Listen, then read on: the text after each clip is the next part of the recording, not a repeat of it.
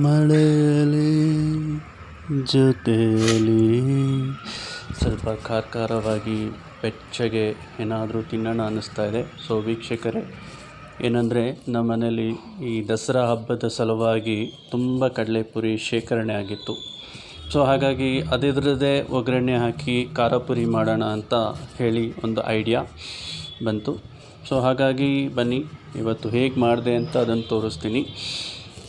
So ನಮಗೆ ಬೇಕಾಗಿರೋ ಸಾಮಗ್ರಿಗಳು ಅಥವಾ ಪದಾರ್ಥಗಳು ಬಹಳ ಕಡಿಮೆ ಇರುತ್ತೆ. ಇದಕ್ಕೆ ಏನಂದರೆ ಬಹಳ ಮುಖ್ಯವಾಗಿ ಕಡಲೆಪುರಿ ಮತ್ತು ಹಸಿ ಕಡಲೆ ಬೀಜ, ಹುರುಗಡ್ಲೆ, ಕರಿಬೇವು ಸೊಪ್ಪು, ಅರಿಶಿನ, ಖಾರದ ಪುಡಿ ಮತ್ತು ಒಂದು ಸಲ ಜಜ್ಜಿದ್ದು ಬೆಳ್ಳುಳ್ಳಿ. ಸಿಪ್ಪೆ ಸುಲಿಬೇಡಿ, ಸಿಪ್ಪೆ ಸಮೇತ ಹಾಕಿದ್ರೇ ಅದು ರುಚಿ ಬಹಳ ಭಿನ್ನವಾಗಿರುತ್ತೆ.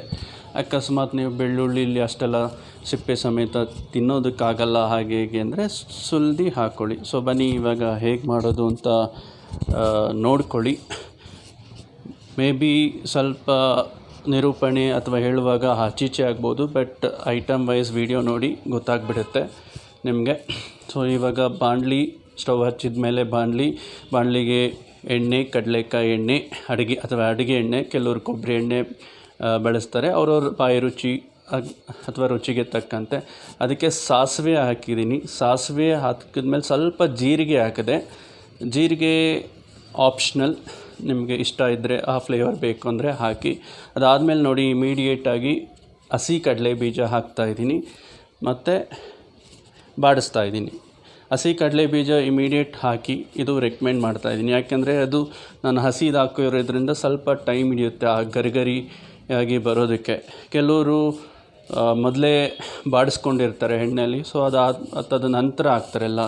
ನಾನು ಒಟ್ಟಿಗೆ ಹಾಕಿರೋದ್ರಿಂದ ಸೊ ಫಸ್ಟು ಹಸಿ ಕಡಲೆ ಬೀಜ ಹಾಕಿ, ನಂತರ ಇವಾಗ ಬೆಳ್ಳುಳ್ಳಿ, ಕರಿಬೇವು ಸೊಪ್ಪು, ಕೆಂಪು ಮೆಣಸಿನ್ಕಾಯಿ ಒಟ್ಟಿಗೆ ಹಾಕಿ ಬಾಡಿಸ್ತಾಯಿದ್ದೀನಿ. ತದನಂತರ ಏನು ಮಾಡ್ತೀವಿ, ಇದಕ್ಕೆ ಅರಿಶಿನ, ಚಿಟಿಕೆ ಅರಿಶಿನ ಅಥವಾ ಅರ್ಧ ಸ್ಪೂನ್ ಹಾಕಿದ್ರೂ ತೊಂದರೆ ಇಲ್ಲ, ಅದು ಅರಿಶಿನಾಗಿ ಚೆನ್ನಾಗಿ ಬರುತ್ತೆ.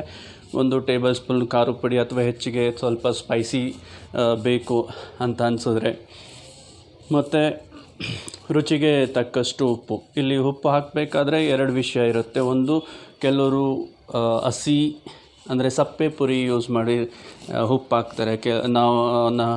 ಕೆಲವರು ಉಪ್ಪಿನ ಪುರಿ ಆಲ್ರೆಡಿ ರೆಡಿ ಇರುತ್ತೆ, ಅದನ್ನು ಹಾಕ್ತಾರೆ. ಅದು ಯಾವುದು ನಿಮಗೆ ತಲೆ ಕೆಡಿಸ್ಕೋಬೇಡಿ. ಉಪ್ಪಿನ ಪುರಿ ಆದರೆ ಸ್ವಲ್ಪ ಕಡಿಮೆ ಉಪ್ಪು ಹಾಕಿ, ಅಷ್ಟೇ ವ್ಯತ್ಯಾಸ.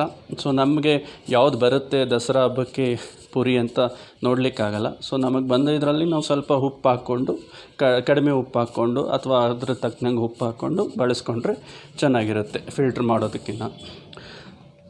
ಸೊ ಅದಾದಮೇಲೆ ಮತ್ತೆ 2 ರೀತಿ ಇರುತ್ತೆ. ಒಂದು ಲೋ ಸಿಮ್ನಲ್ಲಿ ಇಟ್ಕೊಂಡು ಪುರಿ ಮಿಕ್ಸ್ ಮಾಡ್ಬೋದು, ಅಥವಾ ಸ್ಟವ್ ಆಫ್ ಮಾಡಿ ಹಾಗೆ ಮಿಕ್ಸ್ ಮಾಡ್ಬೋದು. ಸೊ ನಾನಿಲ್ಲಿ ಸ್ಟವ್ ಆಫ್ ಮಾಡಿ ಕಡಲೆ ಪುರಿನ ಮಿಕ್ಸ್ ಮಾಡ್ತಾಯಿದ್ದೀನಿ. ಸ್ವಲ್ಪ ಟೈಮ್ ಹಿಡಿಯುತ್ತೆ, ಇದು ಒಗ್ಗರಣೆ ಹಾಕಿದ್ದಕ್ಕಿಂತ ಸ್ವಲ್ಪ ಜಾಸ್ತಿನೇ ಟೈಮ್ ಹಿಡಿಯುತ್ತೆ ಮಿಕ್ಸ್ ಮಾಡೋದು. ಚೆನ್ನಾಗಿ ಹೊಂದ್ಕೋಬೇಕು ಆ ಫ್ಲೇವರು, ಅರಿಶಿನ, ಖಾರದ ಪುಡಿ ಮತ್ತು ಒಗ್ಗರಣೆ ಹಾಕಿರೋ ಫ್ಲೇವರು. ಸೊ ಸ್ವಲ್ಪ ಟೈಮ್ ಹಿಡಿಯುತ್ತೆ, ಪರವಾಗಿಲ್ಲ ಮಾಡಿ. ಆದರೆ ಟೈಮ್ ಹಿಡಿಯುತ್ತೆ ಅಂದ್ಬಿಟ್ಟು ಅರ್ಧ ಗಂಟೆ ಎಲ್ಲ ಒಂದು 2 ನಿಮಿಷ ಜಾಸ್ತಿ ಆಗ್ಬೋದು ಒಗ್ಗರಣೆ ಹಾಕಿದ್ಕಿನ್ನ. ಸೊ ಈ ಥರ ಮಿಕ್ಸ್ ಮಾಡಿ ಚೆನ್ನಾಗಿ. ಕೆಲವರು ಹುರುಗಡ್ಲೆ ಒಗ್ಗರಣೆಗೆ ಹಾಕಿರ್ತಾರೆ, ನಾನು ಆ ಫ್ಲೇವರ್ ಬರಲಿ ಅಂದ್ಬಿಟ್ಟು ಹುರುಗಡ್ಲೆನ ಆಮೇಲೆ ಹಾಕ್ತಾಯಿದ್ದೀನಿ. ಮಿಕ್ಕಿದ್ದು ಏನಂದರೆ ಏನು ಹೇಳ್ಬೋದಂದರೆ, ಹಸಿ ತುರಿದ ಕೊಬ್ಬರಿ ಹಾಕ್ತಾರೆ, ಕೆಲವರು ಇನ್ನು ಡ್ರೈ ಫ್ರೂಟ್ಸು ಕೂಡ ಸೇರಿಸಿ ಹಾಕ್ತಾರೆ. ಸೊ ನಾವೆಲ್ಲ ಹಾಕಿಲ್ಲ. ಸ್ವಲ್ಪ ಅರ್ಜೆಂಟಾಗಿ ಈ ಮಳೆಗೆ ತಕ್ಕನಂಗೆ ವಾತಾವರಣ ಸೃಷ್ಟಿ ಆಗಿತ್ತು, ಅದಕ್ಕೆ ಮನೇಲಿರೋ ಅರ್ಜೆಂಟಾಗಿ ಸಿಕ್ಕಿದ ಐಟಮ್ನ ತಗೊಂಡು ಮಿಕ್ಸ್ ಮಾಡ್ಕೊತಾ ಇದ್ದೀನಿ. ಓಕೆ, ಸೊ ಈ ವಿಡಿಯೋ ನಿಮಗೆ ಇಷ್ಟ ಆದರೆ ಲೈಕ್ ಆ್ಯಂಡ್ ಕಮೆಂಟ್ ಕೊಡಿ. ಹೀಗೆ ಈ ಚಾನಲ್ನ ನೋಡ್ತಾ ಇರಿ. ಏನಾದರೂ ಒಂದು ಪದಾರ್ಥ ಅಡುಗೆ ಮಾಡಿ ಒಂದೊಂದು ಸಲ ಟ್ರಯಲ್ಸ್ ಮಾಡಿರ್ತೀನಿ, ಹಾಕ್ತಾಯಿರ್ತೀನಿ.